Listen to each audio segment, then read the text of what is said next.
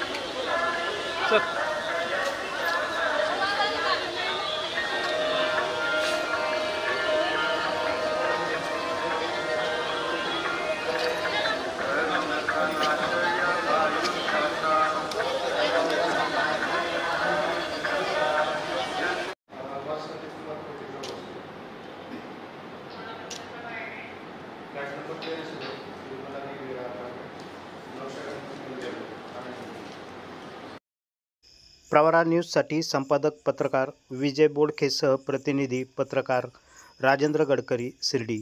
या यूट्यूब चॅनलला सबस्क्राईब करा।